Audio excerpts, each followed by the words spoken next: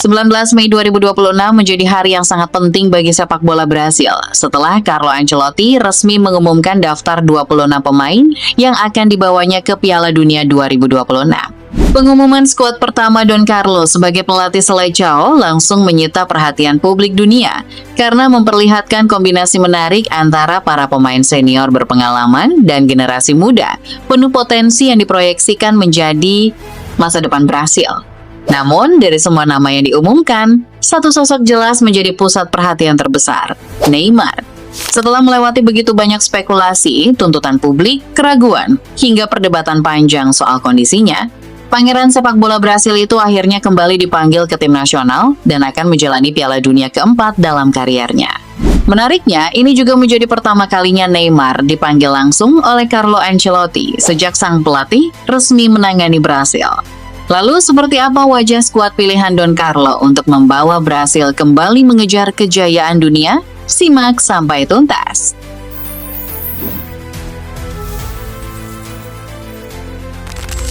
Dalam beberapa minggu dan bulan terakhir menjelang pengumuman skuad ini, satu topik memang terus mendominasi perdebatan publik Brasil, kondisi fisik Neymar.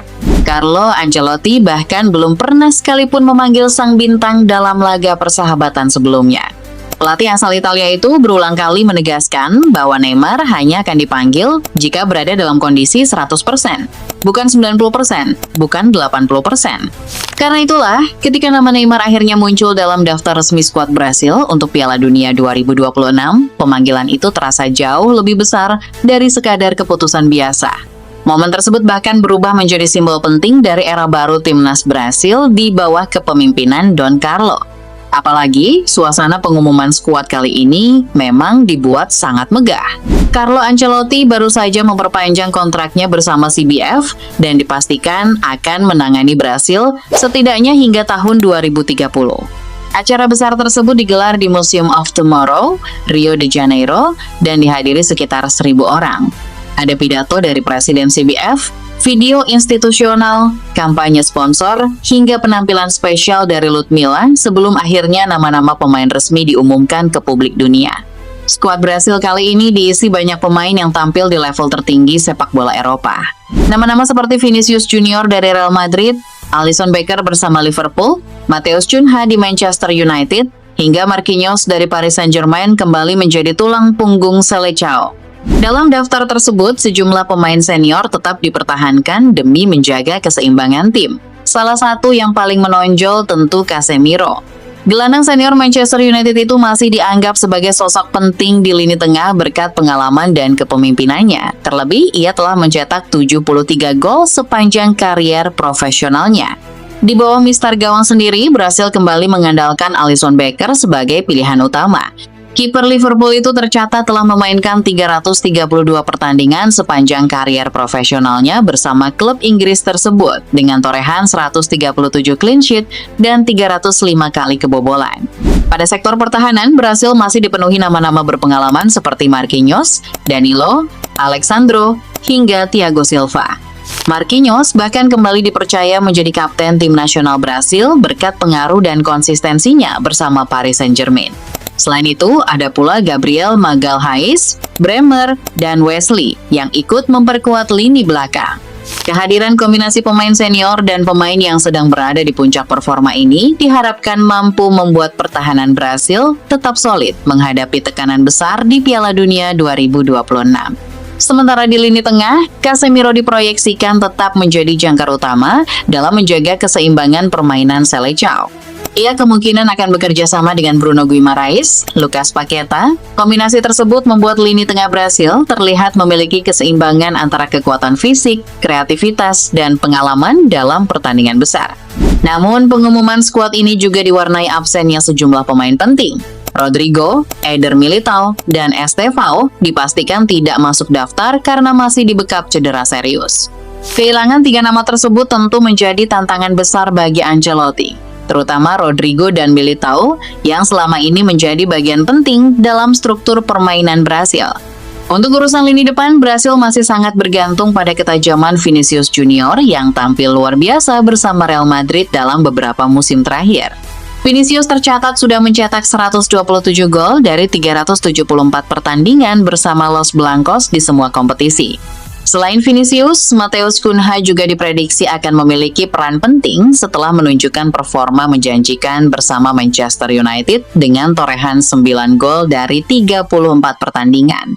Timnas Brasil juga membawa sejumlah opsi menyerang lain seperti Rafinha, Gabriel Martinelli, Igor Thiago, hingga Endrick untuk menambah variasi serangan. Kehadiran kombinasi pemain senior dan generasi muda ini memperlihatkan bahwa Brasil sedang menjalani proses regenerasi tanpa sepenuhnya meninggalkan pengalaman para pemain lama. Dan di tangan Carlo Ancelotti, Seleção kini terlihat sedang mencoba membangun keseimbangan baru demi mengembalikan Brasil menjadi kekuatan paling menakutkan di sepak bola dunia.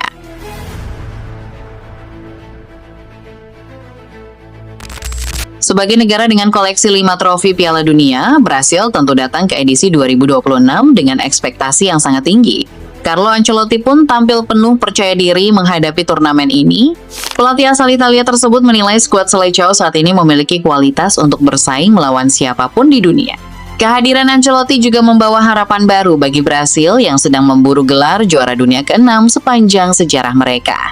Setelah sukses panjang bersama klub-klub elit Eropa, kini seluruh sorotan tertuju pada bagaimana Don Carlo membangun ulang kekuatan Brasil di level internasional. Saya bukanlah penyihir, tapi seorang pekerja yang telah bekerja selama 40 tahun di sepak bola. Saya mempunyai pengetahuan dan kepercayaan diri bahwa tim ini bisa bersaing dengan tim terbaik di dunia, ujar Carlo Ancelotti dalam keterangan resmi CBF Selasa. Pernyataan tersebut terasa masuk akal melihat reputasi besar Ancelotti sebagai salah satu pelatih terbaik dunia. Meski baru 1 tahun menangani Seleção setelah meninggalkan Real Madrid, setiap langkahnya langsung mendapat perhatian besar. Apalagi, ini akan menjadi Piala Dunia pertamanya bersama Brasil, sehingga publik sangat penasaran melihat bagaimana ia menggabungkan pemain senior dan generasi muda di dalam skuad. Salah satu keputusan terbesar Ancelotti adalah kembali memanggil Neymar ke tim nasional. Ancelotti menegaskan bahwa Neymar dipanggil bukan sekadar untuk menjadi pelengkap skuad, melainkan karena ia masih mampu memberikan dampak besar di lapangan.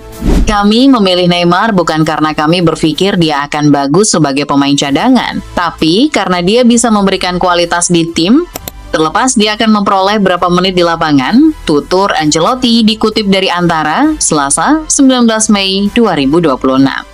Neymar sendiri terakhir kali bermain untuk Brasil pada 17 Oktober 2023 saat menghadapi Uruguay di kualifikasi Piala Dunia 2026 sebelum kemudian lebih banyak bergulat dengan cedera dan masalah kebugaran. Karena itu, kembalinya sang mega bintang menjadi angin segar bagi ruang ganti Seleção yang membutuhkan sosok senior berpengalaman. Penyerang berusia 34 tahun tersebut kini bersiap menjalani Piala Dunia keempatnya setelah sebelumnya tampil pada edisi 2014, 2018, dan 2022. Namun perjalanan Brasil di Piala Dunia 2026 dipastikan tidak akan mudah. Mereka akan menghadapi Maroko, Haiti, dan Skotlandia di fase grup. Secara historis, Brasil memang memiliki catatan positif atas ketiga calon lawannya itu. Seleção pernah mengalahkan Maroko 3-0 di Piala Dunia 1998, menang 2-1 atas Skotlandia pada pertemuan terakhir kedua tim, serta menghancurkan Haiti 6-0 tahun silam. Meski begitu, Ancelotti tetap menolak meremehkan siapapun. Maroko datang dengan reputasi besar setelah tampil luar biasa di Qatar 2022 dan finish di posisi keempat usai menyingkirkan Spanyol serta Portugal. Skotlandia juga dinilai berpotensi menjadi kuda hitam berbahaya, sementara Haiti bisa saja menciptakan kejutan jika berhasil kehilangan fokus. Karena itu, Ancelotti menegaskan bahwa timnya harus mempersiapkan diri secara maksimal sejak awal turnamen. Kami ingin memulai turnamen dengan baik dan menargetkan posisi juara grup, tegas Carlo Ancelotti. Kini pertanyaannya Goalers, apakah Brasil era Carlo Ancelotti benar-benar mampu mengakhiri penantian panjang mereka dan kembali mengangkat trofi Piala Dunia? Tulis pendapat kalian di kolom komentar.